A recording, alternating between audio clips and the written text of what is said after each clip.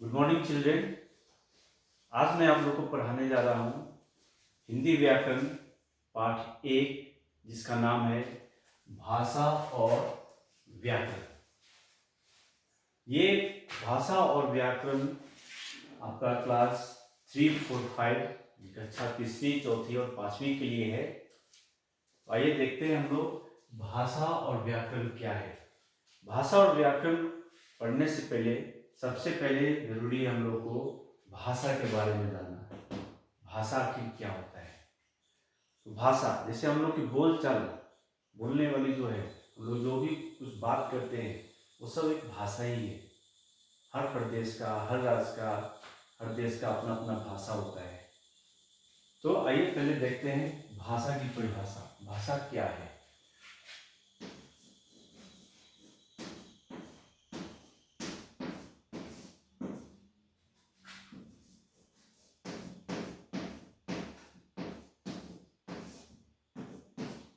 भाषा वह साधन है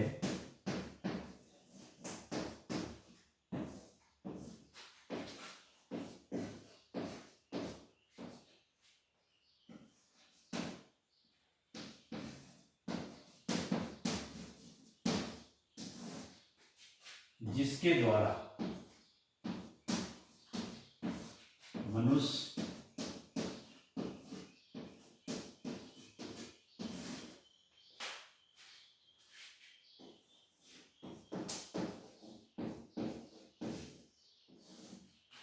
अपने विचार,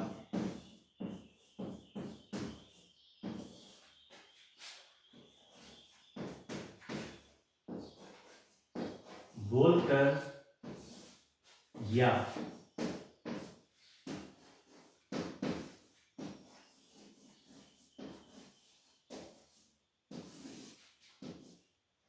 लिखकर प्रकट करते हैं।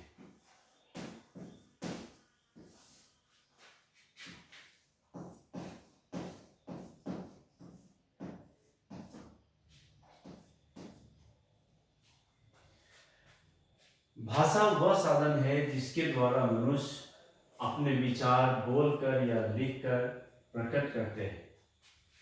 ऐसे भी भाषा की परिभाषा है। तो ये हो गया आपका भाषा की परिभाषा। भाषा भी अलग अलग है। जरूरी नहीं कि एक ही भाषा हर देश में बोली जाती है। हर देश की अपनी अपनी भाषा होती है, जिसे ही राष्ट्रभाषा का नाम दिया गया है। जैसे हमारा देश भारतवर्ष, यहाँ हमारे देश भारतवर्ष जो है, यहाँ की राष्ट्रभाषा हिंदी है। हिंदी क्यों है? क्योंकि यहाँ पे हमारे देश में अधिकतर भाषाएं, सबसे ज्यादा बोली जाने वाली भाषा हिंदी है। वैसे देखा जाए तो हमारे देश में बहुत सारी भाषाएं बोली जाती है, संस्कृत, उर्दू, पंजाबी, मलयालम, ये सब। लेकिन अधिकतर लोगों द्वारा बोली जाने वाली भाषा हिंदी है। इसलिए हमारे देश की राष्ट्रभाषा हिंदी को दिया गया है। जैसा कि आपने देखा यहाँ पे, आप लोग समझ भी चुके होंगे कि भाषा की परिभाषा क्या है। भाषा क्या है? भाषा वह साधन है जिसके द्वारा मनुष्य अपने विचार बोलकर या लिखकर प्रकट करता है। अभी आएंगे हम लोग व्याकरण के बारे में। भाषा अभी बता दिया गया, अभी है व्याकरण। व्याकरण आखिर होता क्या है?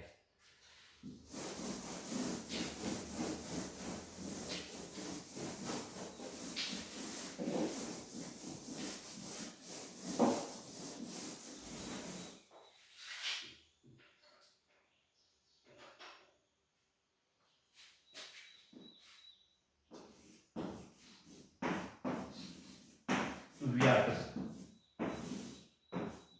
अभी हम लोग इस पे बात करेंगे। व्याकरण के बारे में बताया जाएगा आप लोगों को। व्याकरण क्या है?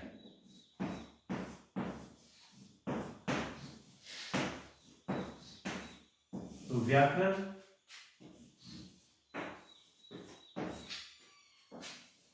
वह शास्त्र है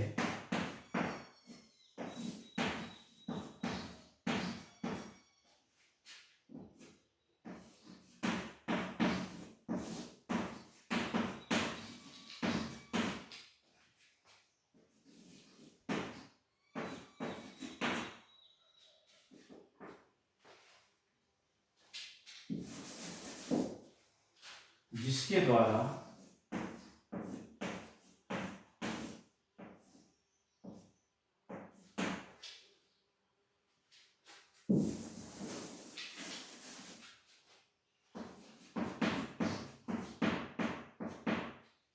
भाषा वह शास्त्र है जिससे हमें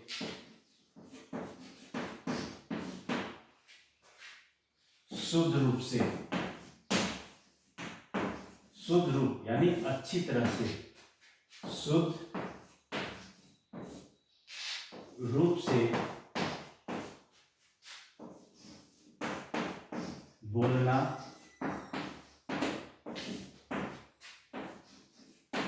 लिखना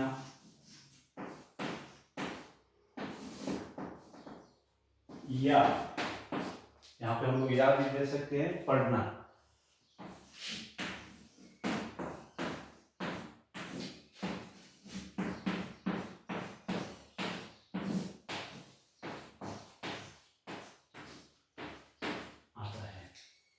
ये व्याकरण की परिभाषा है। व्याकरण वह शास्त्र है जिससे हमें शुद्ध रूप से बोलना, लिखना या पढ़ना आता है।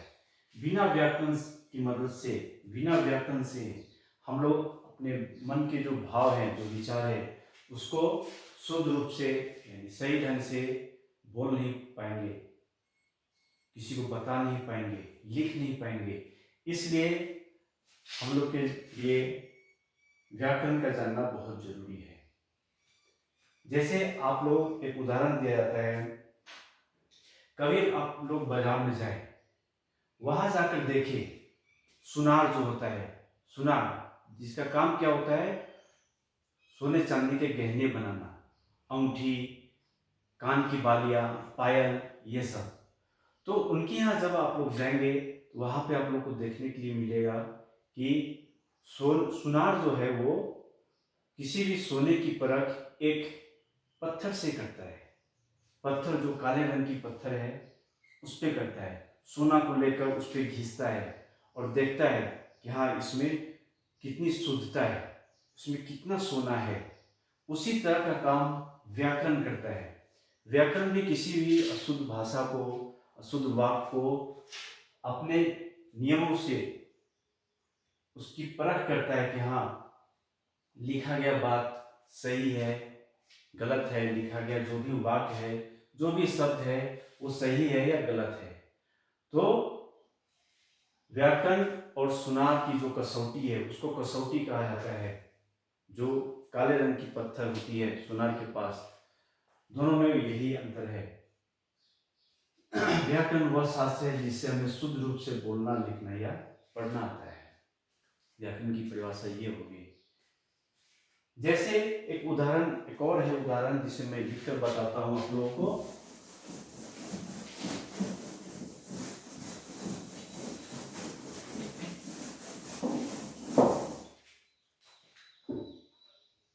जैसे बिना व्याकरण की मदद से अगर हम किसी भी वाक्य को लिखते हैं, जैसे एक है उदाहरण यहाँ पे,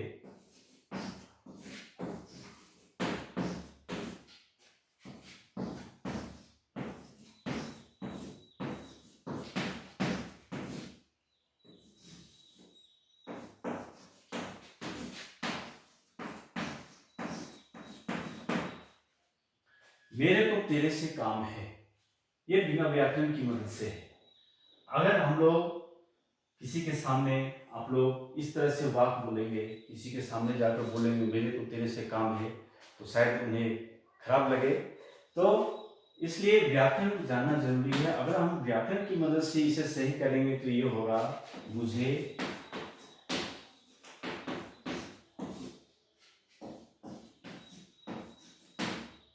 तुमसे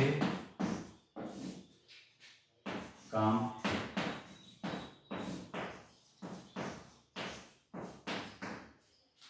मुझे तुमसे काम है। ये वाक्य हो गया उनके लिए जो आप लोगों से छोटे होंगे। ऐसे छोटे को भी हम लोग को मान सम्मान आदर देना चाहिए, लेकिन अगर छोटे के लिए वाक्य को प्रयोग करना है तो मुझे तुमसे काम है। अगर यहाँ पे किसी बड़े आदमी के लिए इसी वाक्य को प्रयोग करना है तो होगा, मुझे आपसे काम है।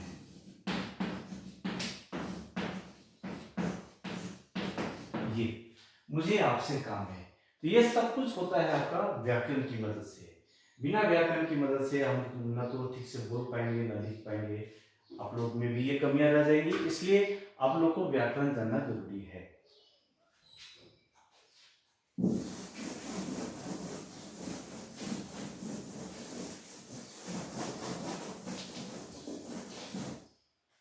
जैसा कि बताया गया था राष्ट्रभाषा, शुरू में आप लोग को बताया गया राष्ट्रभाषा।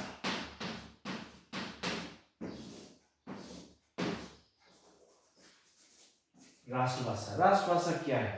राष्ट्रभाषा एक ऐसी भाषा, यानी हर देश की अपनी अपनी एक भाषा होती है। राष्ट्रभाषा है किसी भी देश में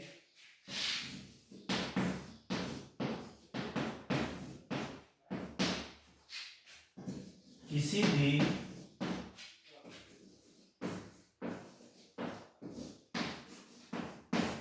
देश में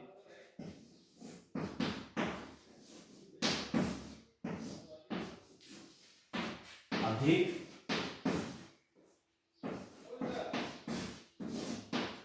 लोगों द्वारा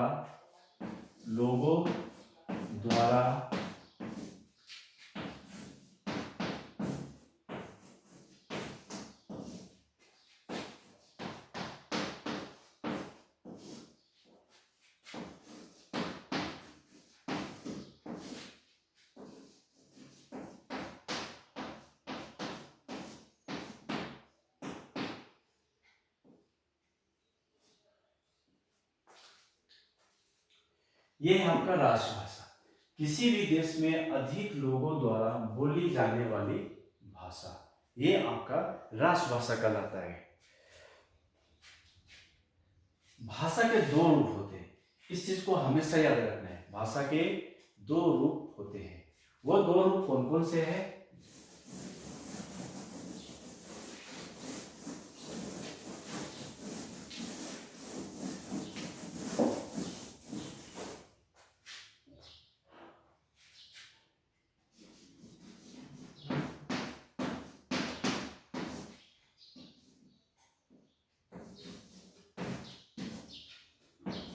इस चीज को हमेशा याद रखना है। भाषा के दो रूप होते हैं।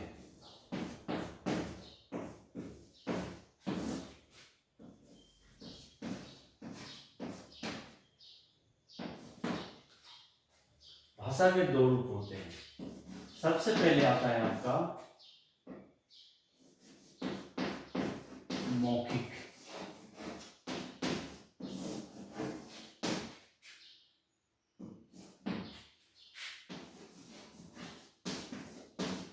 और दूसरा है लिखित।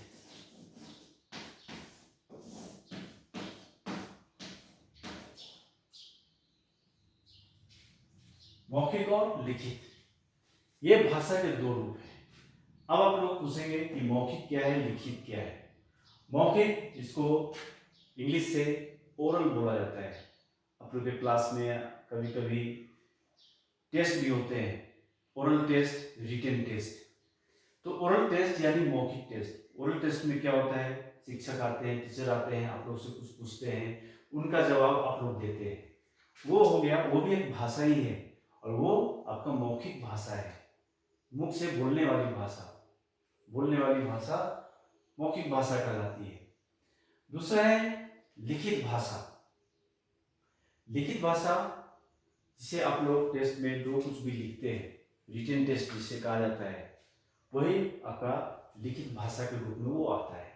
तो इस तरह से भाषा के दो रूप हो गए, मौखिक और लिखित।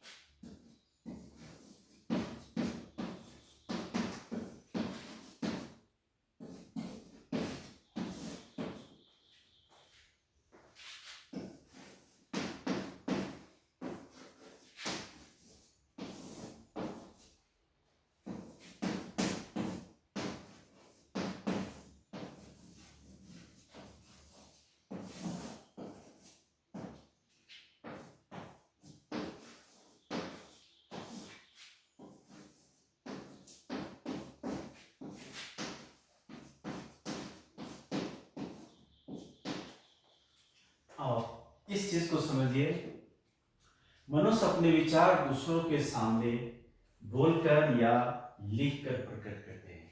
यानी हम लोग के पास सिर्फ दो ही साधन है जिसे हम अपने मन के भाव किसी को बोलकर या लिखकर, इन दो माध्यमों से ही हम लोग किसी के सामने अपने जो विचार है प्रकट कर सकते हैं। अगर पूछा जाए कि हम अपने मन के विचार कितने प्रकार से प्रकट करते हैं, तो उस समय आप लोगों को बताना है कि हम अपने विचार दूसरों के सामने दो प्रकार से प्रकट करते हैं। पहला है बोलकर और दूसरा है लिखकर। बोलकर जो कुछ भी बताया जाता है, बोलकर यहाँ शब्द जो दिया गया है इसी को बोला गया है मौखिक भाषा।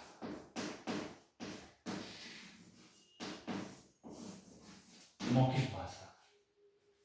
लिखकर है, ये हो गया आपका लिखित भाषा। लिखित भाषा, मौखिक और लिखित, यही है बोलकर और लिखकर। हम अपने विचार दो ही तरह से प्रकट करते हैं किसी के सामने, बोलकर या फिर लिखकर।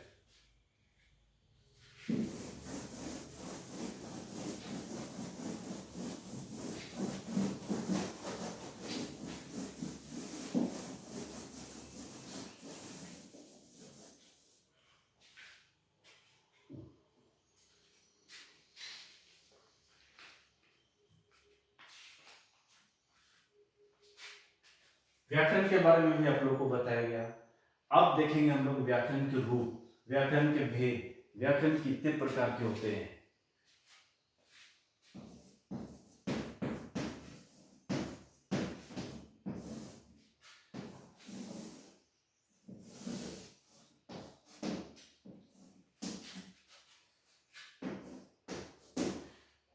मुख्यतः व्याकरण को तीन भागों में बांटा गया है, यानी व्याकरण के तीन प्रकार होते हैं। सबसे पहले आपका आता है वर्ण विचार।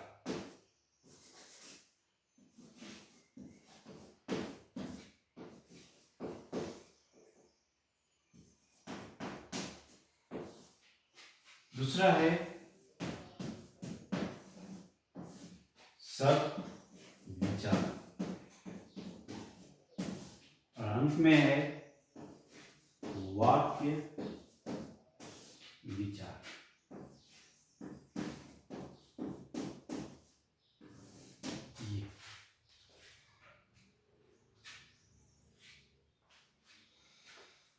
वर्ण विचार, शब्द विचार, वाक्य विचार, ये व्याकरण के तीन भाग हो गए। ये व्याकरण तीन प्रकार के हो गए, वर्ण विचार, शब्द विचार, वाक्य विचार। आगे चलकर आप लोगों को बताया जाएगा एक एक करके विस्तार से कि वर्ण विचार क्या होता है, शब्द विचार क्या होता है, वाक्य विचार क्या होता है। दूसरे पाठ में ये चीज है, लेकिन इस पाठ में जिसका नाम है भाषा और व्याकरण, इसमें आप लोगों को वर्ण विचार, शब्द विचार, वाक्य विचार, यानी व्याकरण के सिर्फ भेद को जानना है, कितने भेद होते हैं। अलग पाठ में जब आप जाएंगे तो वहां पे आपको वर्ण विचार, शब्द विचार, वाक्य विचार, ये तीनों पाठ अलग अलग तरीके से अलग अलग पाठ में बताया गया है। ये आपका व्याकरण के भेद हो गए, व्याकरण के प्रकार हो गए।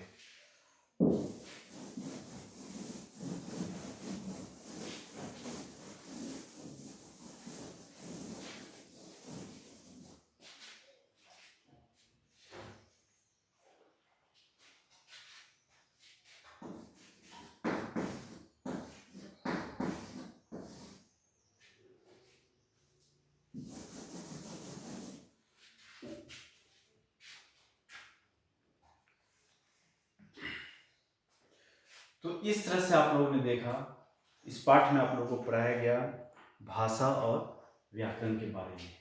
एक चीज और हमेशा याद रखना है, कभी कभी ये सवाल आता है कि कोई भी आदमी, कोई भी व्यक्ति आप लोगों से पूछ सकते हैं कि आप लोग जो हिंदी पढ़ते हैं तो क्या आप मुझे बता सकते हैं कि हिंदी जो है किस लिपि में लिखी जाती है। ये बहुत जरूरी बात है, इस बात को हमेशा आप लोग याद रखिए कि हिंदी जो है, हमारी जो राष्ट्रभाषा हिंदी है, हिंदी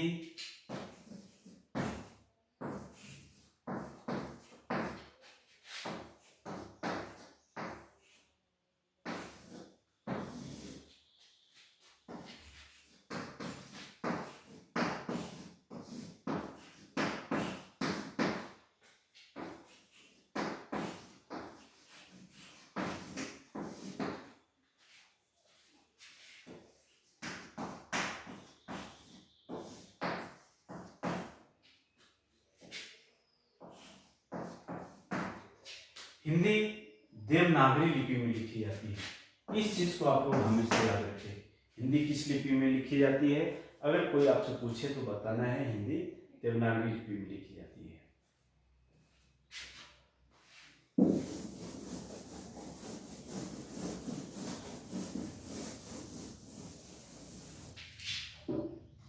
इस तरह से आप लोगों ने समझा भाषा और व्याकरण के बारे में। भाषा क्या है?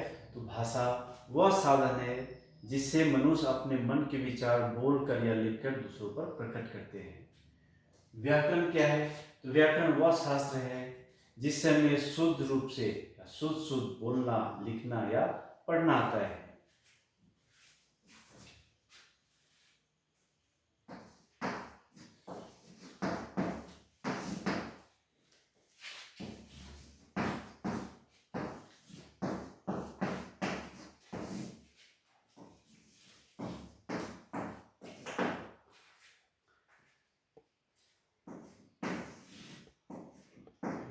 अब यहाँ पे आप लोगों को कुछ प्रश्न दिए जा रहे हैं जिनका हल आप लोगों को करना है, आप लोगों को उत्तर लिखना है।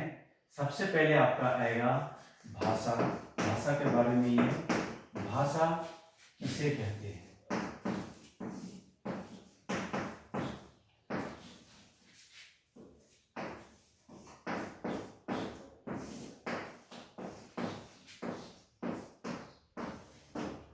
भाषा किसे कहते हैं?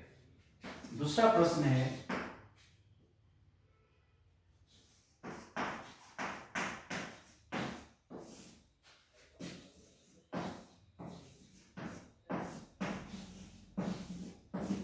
हमारे देश की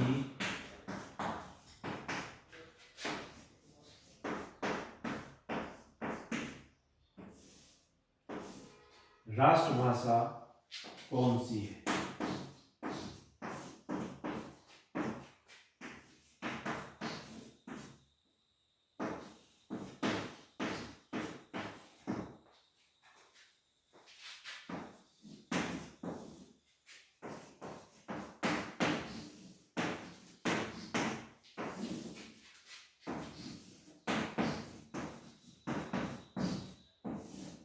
व्याकरण किसे कहते हैं?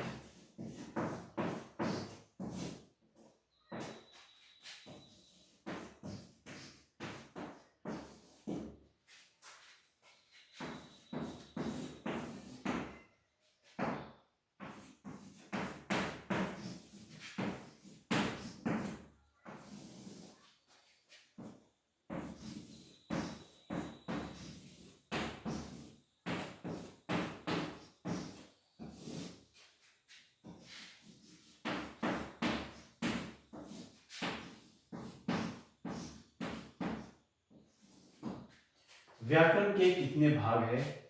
और अंत में है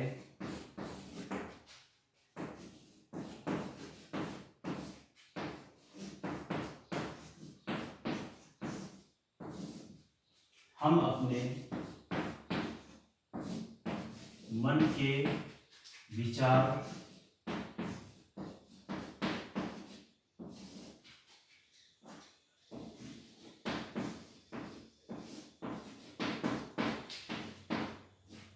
किस प्रकार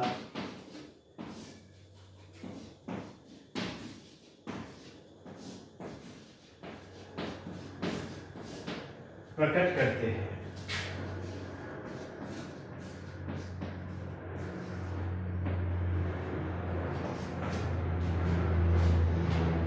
तो इस तरह से आप लोगों को 5 सवाल दिए गए हैं। भाषा किसे कहते हैं? हमारे देश की राष्ट्रभाषा कौन सी है? व्याकरण किसे कहते हैं? व्याकरण के कितने भाग है? और अंत में है हम अपने मन के विचार किस प्रकार प्रकट करते हैं। तो इन 5 प्रश्न का हल आप लोग करें, जो कि आपको पढ़ाया गया है।